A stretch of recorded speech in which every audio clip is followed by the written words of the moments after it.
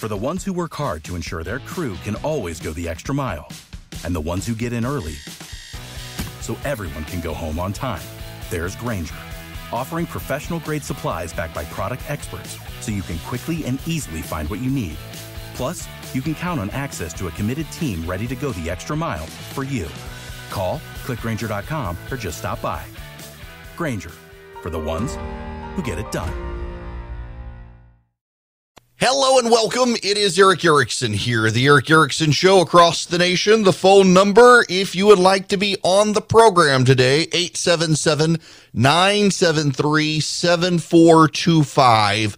I gotta deal with this out of the gate, and it doesn't make me happy to have to deal with this out of the gate. I have gotten a lot of angry emails. A lot of people are very disappointed in me for the way I opened my show yesterday, and they say I got the story wrong and got the facts wrong and that I should apologize. I'm not apologizing because I didn't get it wrong. There was some information that we now know more, and the story has changed. But for several days, these were the stories. And I'm not going to apologize because I relied on local law enforcement statements when it turns out many of them were lying. And now we know from the state police, the story in Uvalde, Texas, is actually worse than what I told you yesterday. But there are some discrepancies in the record, and I do want to clear those up. And yesterday I talked, and I didn't go through all of the sourcing. I just talked and told you what the sourcing was saying, told you what the stories were. And people were, well, you're just making that up. You're lying. You're getting it wrong. The ones that infuriate me are the ones who get on Facebook and the like, and they're upset because I criticize the police. And don't you know the police stormed into the building and immediately opened fire? That's what they said, but it's not true. I got an angry email from someone in law enforcement saying I was disparaging the police, and how dare I? They put their lives on the line. Not here. They didn't want to. My job every day is to keep you informed and entertained. It is not to provide you a safe space where I tell you what you want to hear. It's to tell you as close to the truth as I can get it. And if I get it wrong, to correct the record as soon as I'm aware. One woman was outraged that I spent time on the public safety officer who let the guy in the building and there was not one. Well, you know what? For 2 days, they said there was one, and they didn't correct the record until after I was off the air yesterday. Had they corrected the record while I was on air, I would have done it then. Lady, give me a break. My God, I'm only on radio for 3 hours a day. And if you don't subscribe to my email where I do stuff when they update and put in links and stuff, well, that's on you.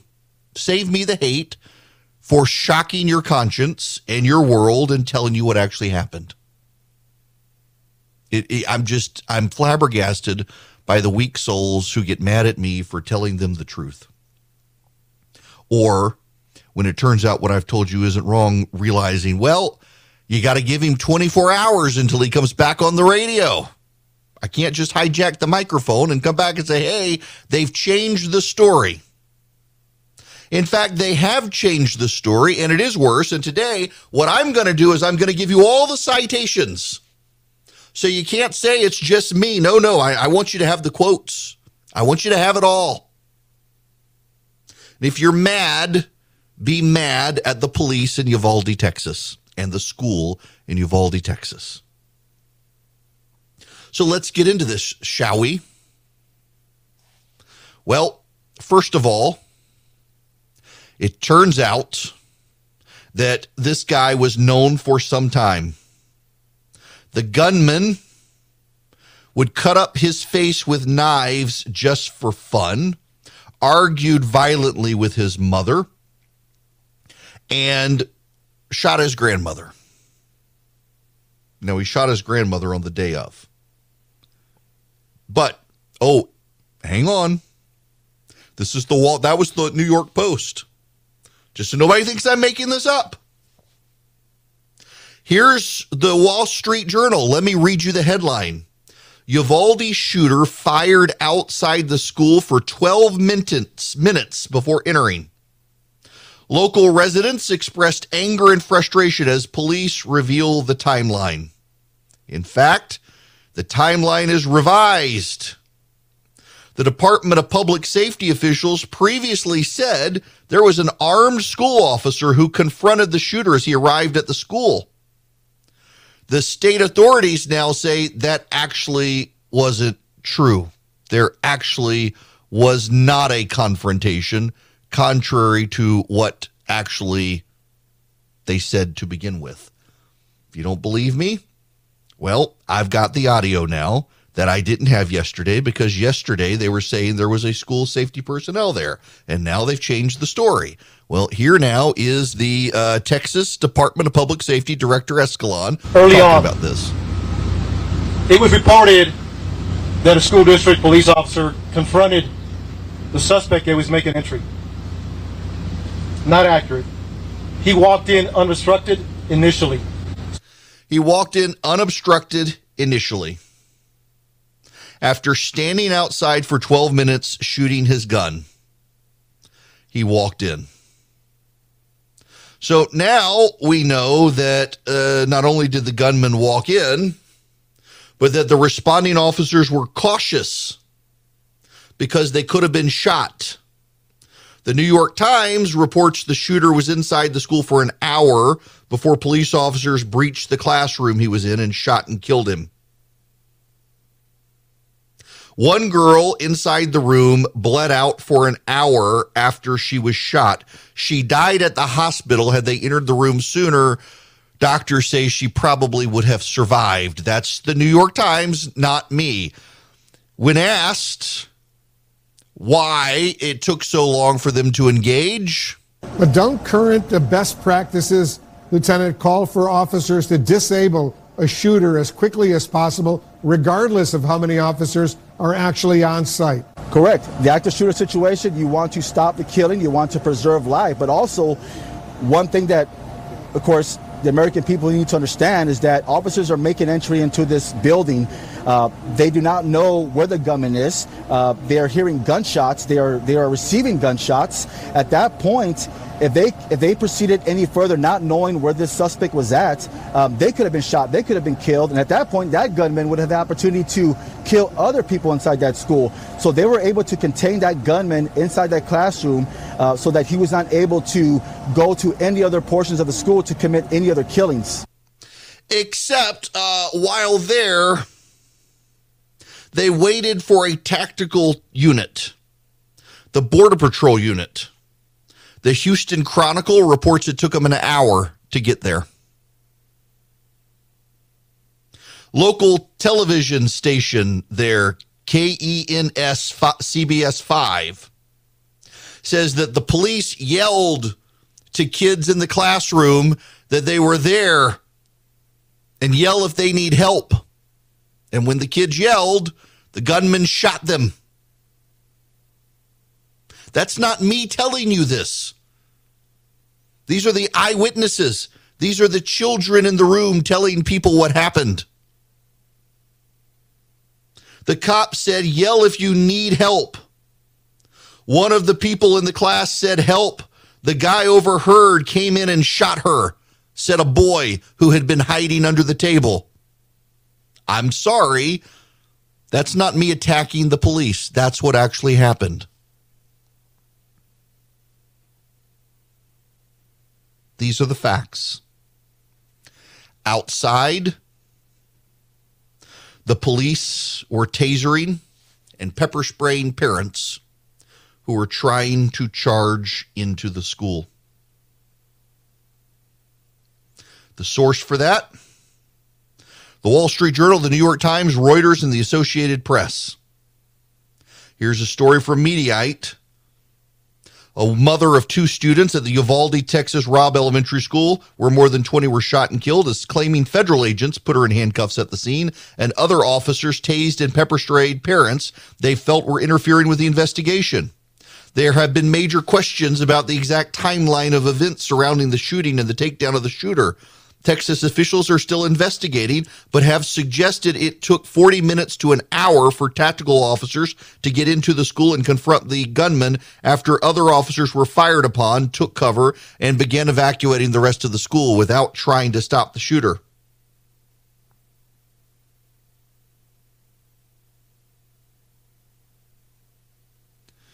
One parent, Angeli Rose Gomez, told the Wall Street Journal she urged the police to enter the building.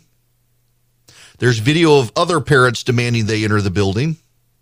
Ms. Gomez began to make her requests more frequent. She was handcuffed by marshals at the scene for interfering with an investigation, but a local police officer let her go.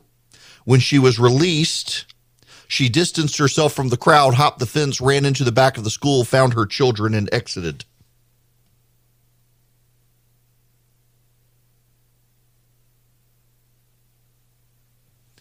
By the way, that is now confirmed. U.S. Marshals deny it happens. A local law enforcement source says, yes, it did happen.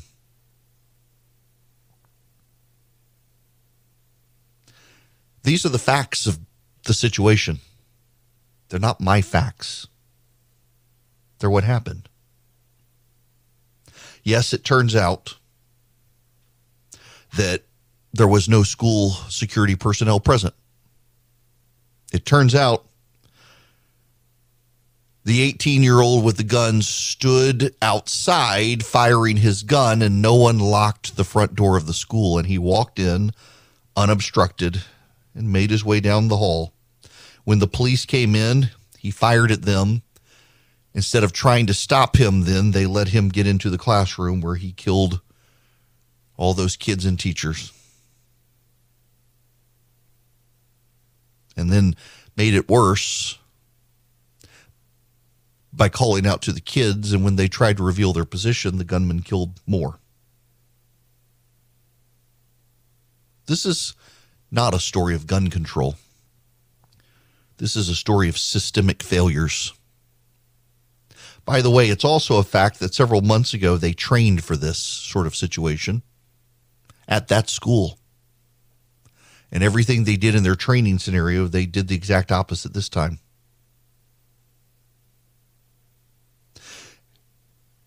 And some children died because it took them so long to get in there because they waited for a tactical unit. It turns out the man did not have body armor, as was first reported. He had on a tactical vest to hold more rounds. There's still a lot we don't know. We don't know where he got the money to buy the guns and ammo. We don't know why police did not show up. Well, he stood outside firing his gun for 12 minutes. Multiple eyewitnesses who lived near the school's in a community, said they called 911 immediately, and they watched him. And he hopped the fence to the school, and he went right in through the front door. There's a lot we don't know. But my job isn't to tell you what you want to hear. It's to tell you what we know of the story thus far as I am on radio, and correct it as the story changes, as I have done. And those changes keep making it even worse. For 2 days, people could say, well, the good man with the gun let him in the building. Actually, it turns out there was no good man with a gun at all. He just walked in. And for whatever reason, the police in the building chose not to engage with him immediately. They now say that, well, actually, he had done all of his shooting up initially. And so there was no one left to kill. Except there was, and he did when the police called out to those kids. It's not a pleasant story. But I'm just telling you what happened. If you don't like it, I'm sorry. It's my job sometimes to deliver the bad news. And there's a lot of bad news. And I want you to be able to see these for yourselves.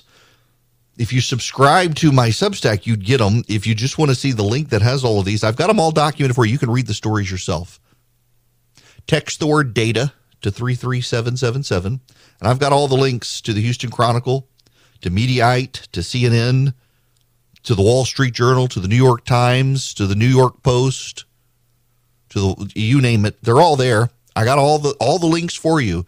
You can see the sources for yourself. You can read the stories for yourself. Text the word data to 33777. This is an unpleasant story.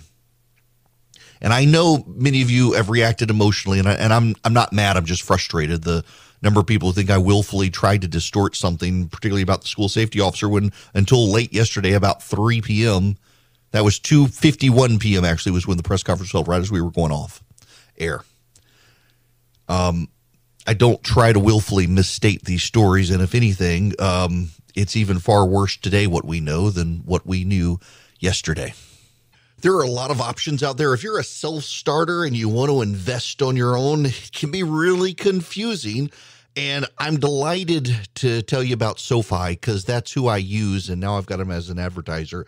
If you're a SoFi user, my gosh, you get all sorts of options, great research.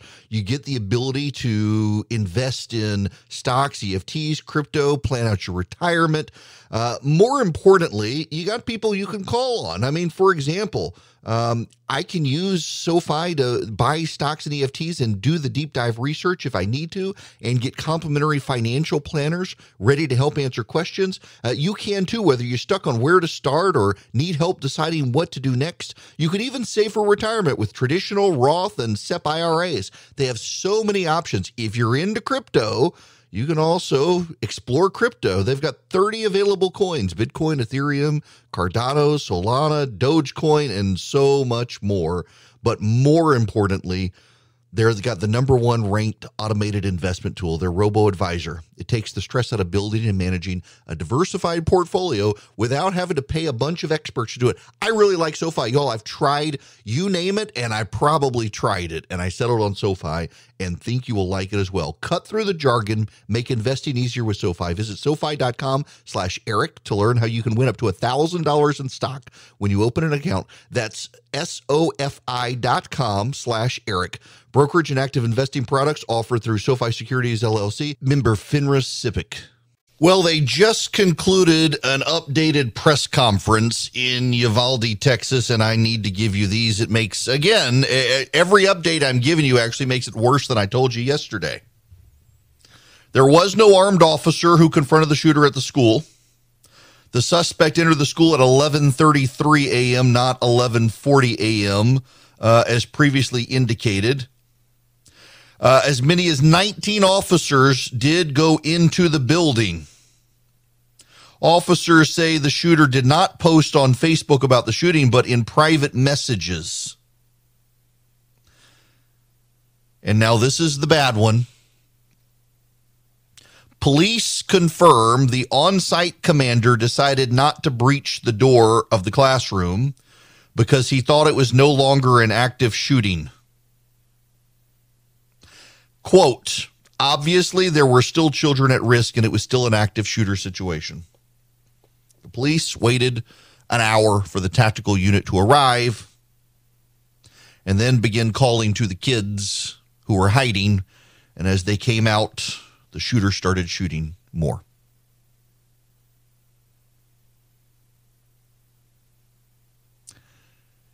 That makes it worse. And I'm sorry to be the bearer of bad news. I've had to deal with this story for 3 days. You know, there are plenty of other things I want to talk about, and I want to talk about those when we come back. I'm happy to take your phone calls as well, 877-973-7425. In fact, I would appreciate phone calls about something other than this. When I come back, though, I want to talk about something else that's probably going to make you just as mad. Mad at me, though. Mad at me. Not mad about this awful stuff in Texas. My gosh, it just it breaks my heart, and just series after series of just bad handling of the situation. My friend Susan Bagwell has a piece out. School shootings by the numbers. Have there really been 27 school shootings in 2022? She delved into the numbers, and it turns out, yet again, the media is exaggerating. One classified as a police shooting was actually a knife attack that happened during a shooting, and they classified the knife attack as part of the shooting. The media just willfully obfuscates on the numbers. Hi there, it is Eric Erickson here. The phone number, 877-973-7425, if you want to be on the program. Well, again, y'all, I'm the bearer of bad news, and I try not to let this stuff bother me, and I generally don't. I'm kind of perturbed at the number of really angry people who are angry at me for telling them unpleasant truths, and they're convinced I'm just trying to disparage people, or that I'm getting it wrong. Not only am I trying not to and correcting it if the story changes, but there really were world-class F-ups by the police, and I'm going to have to watch my language. Do you want to know what just came out at the press conference while we were in commercial break? You may need to sit down for this one. The New York Times has it out on its page now. The border tactical unit that was used to storm the building and get the guy, it actually showed up early. And the local police chose not to let them in.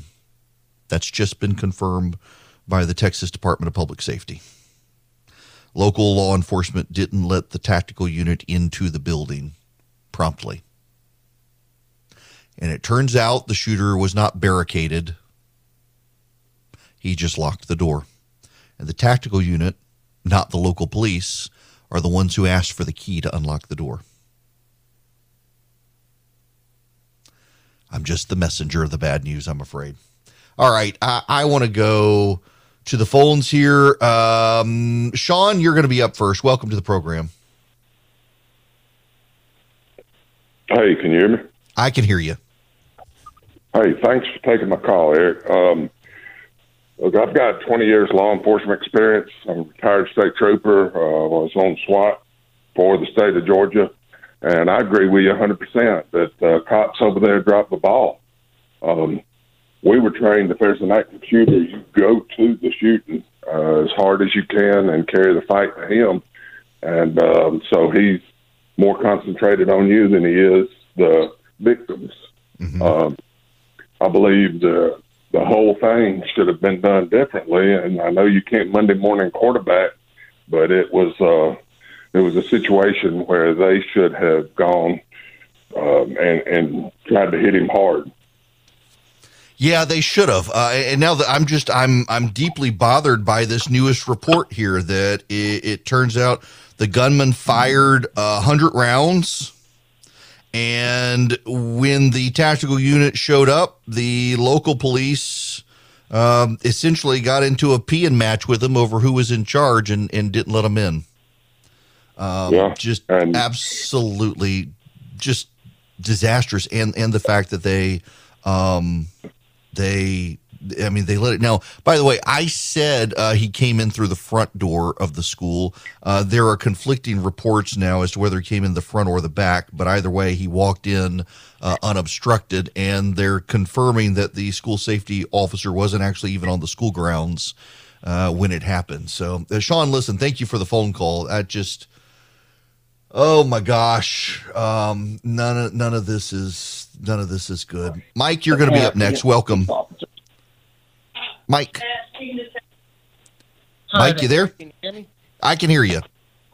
Oh, right. Very good. Pleasure to talk to you again, sir. I was wanting to ask about any potential legal recourse the parents might have against the police officers. I know there's some Supreme Court case about police not being individually responsible for protecting lives, but I'm not sure how that would come into play or not in this situation. Can you elaborate on that? Yeah, generally there actually is liability protection for the police in these cases. According to the Supreme Court, it's not actually the job of the police to protect you.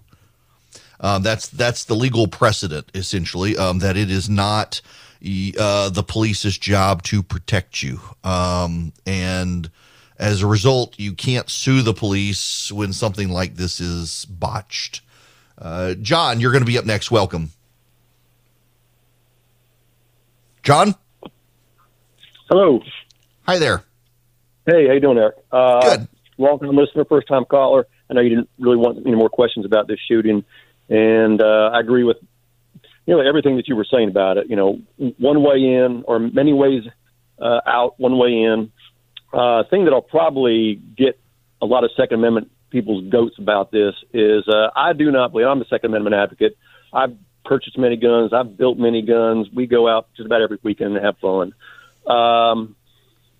So let me ask you, John, if you're out shooting every weekend, when did you win the lottery, or when are you going bankrupt? My gosh, ammo right now is still absurd. That's one thing with this kid. I'm shocked he was able to buy as much ammo. I reload. Oh, you're one of the geniuses out there. I'm not smart enough to do that, so my hat's off to you. My dad taught me at a very young age, so I've been around guns all my life. The one thing I do not agree with, and like I said, I'm probably going to get a lot of pounding about this from other Second Amendment people. I do not believe, even for myself, I should be able to walk into a gun store and walk out the very same day. Ooh, yeah, that's controversial with some people. I understand, you want to call it, I was kind of expounding on the background check, which I'm all for, and the guy that answered the phone said, well, you're talking about they call it a waiting period. Yeah. I'd say I can walk in with my concealed carry permit, and my background check is pretty much done. I just show them that. But let's just say I haven't bought a gun in a while. It's been 5 years. A lot can happen in a person's mind in 5 years. Is every mental health person evaluated by a mental health professional? Absolutely not. Mm-hmm. I believe wholeheartedly there should be a waiting period, a 72-hour waiting period minimum. I'm going to be curious on somebody before something like this happens again. Yeah, and John, I'm going to be curious to see where the gun rights activist crowd goes, and I have a theory on this. And look, I appreciate your phone call on that, and I really don't want to stir the pot on gun control issues. I have opinions on it that kind of aren't relevant to the story, but I do wonder. When I talk to a lot of my friends who are Second Amendment advocates, all of them have different things that they're willing to compromise on. The problem is all of them have an understandable fear that if they were to offer up a compromise, that then the next school shooting, where inevitably there would be one, well, then they got to compromise again, and pretty soon they've compromised all their rights away. And so their ground is to very insistently say, nope, no compromise whatsoever, ever, because of they know what's going to happen. And by the way, I do think they're right. And it's very much the same reason why abortion rights advocates have for so long refused any sort of reasonable compromise at all, and because they think, well, if we compromise on this, we're ceding all the ground. And while I'm not a pro-abortion person, I understand the argument that both sides make on that. You begin compromising on one, well, incrementally, you'll start compromising away everything. Ken Delaney in NBC News reporting right now, Texas Department of Public Safety is now saying the wrong call was made by the on-scene commander. They treated it as a barricaded suspect instead of an active shooter, even though children were calling 911 and begging for help from the school. Jim, you're going to be up next on the program. Welcome. Hey, Eric. By the way, we've traded emails, and you still owe me that beer. Yes. Okay. But to answer, waiting periods aren't the problem. The inanimate objects aren't the problem here. We've spent, and I'm 68 years old, so I have some perspective. I remember when there were pickup trucks in the school parking lot with gun racks with shotguns and rifles in them because the kids had either been hunting that morning before school or were going hunting after. And we didn't have this school shooting. Mm-hmm. This country has changed since that time. And I graduated high school in 71, by the way. We have destroyed the spiritual, the cultural, societal, and moral foundations of this country. I mean, we are rightly mourning the death of these kids because we've seen them, we can hug them, kiss them. And at the same time, some of the same people are working to keep the ability to kill unborn children still going. And we don't get it. We're living in the day of the book of Judges, where every man does what is right in his own eyes. Amen to that. And really, we need to get back to 2 Chronicles 7:14. This is a spiritual problem. This is not a gun problem or a knife, club, chain, whatever. This is a spiritual problem. Jim, I'm not even interrupting because you're doing me a world of good to hear you say this instead of me having to tell everybody what you're saying, because I agree with you. It really, we're in a profoundly broken place in society. I mean, just look at the story of this young man. And Jim, I'll let you go there. I'm so glad you were able to get through. And I do owe you that beer. I do. This kid was in a broken home. His mother was a drug addict. He was bullied by his peers. That we hear that over and over again in these situations. He was an outcast. Didn't have anybody to love him. In a terrible family situation. Not doing well in school. You know, if we could do, if we were told you can only do one thing, you're only able to do one thing, I wonder if it would be worth us spending money more on school mental health counselors than on hardening school doors and start dealing with this at an earlier age. My kids, for a time, went to a Christian private school, different from the one they're in now. And they were pretty savagely bullied because of me at a point. Because of my job and what I do and the things I talk about and what I say on radio. Particularly when I didn't support Trump in 2016. Lost all their friends. Had kids tell my oldest she needed to kill herself because I was destroying the country. And the school did not take it seriously at all. Didn't do anything. And we moved our kids to a wonderful, smaller school. That's not without its problems, but the relentless bullying that our kids were subjected to because of me, and by the way, induced by parents of kids at that school. There were a lot of people, if you're in a public school, your kid's stuck. They're not going anywhere. And it's tragic. And in a lot of places, the parents are uninvolved and don't care. We've got bigger problems. It's guns. Everybody wants the simple answer. There's no simple answer here other than Jesus. And for most people out there dealing with these problems, that's the absurd answer, even though it's the right answer. They don't want to solve this problem. What they want to do is make themselves feel like they've done something. And because it is a gun involved, they decide if we get rid of the guns, we solve the problem. You don't solve the problem. You're not going to ban handguns, and you're not going to ban shotguns. You want to ban spooky looking rifles and large magazines. Columbine was done with shotguns and handguns with small magazines. You're just not. You're just not. The Associated Press from this press conference is reporting nearly 20 officers were in a hallway outside of the classrooms at a Texas elementary school for more than 45 minutes before agents used a master key to open a door and confront a gunman.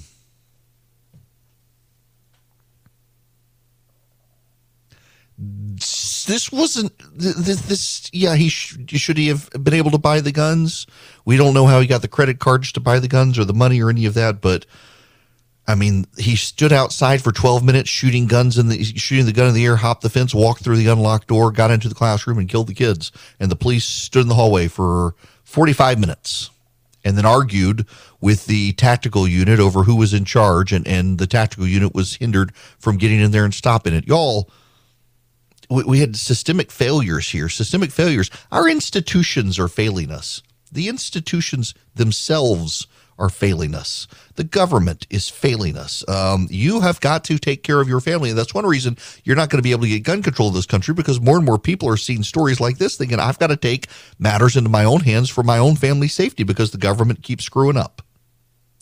Speaking of doing that, I've mentioned this program repeatedly on air, Faster, Safer. My wife actually is the one who turned me on to it. It is a program that teaches people how to, particularly if they're school administrators and school teachers and school personnel, how to respond to these sorts of events. It's fastersaveslives.org.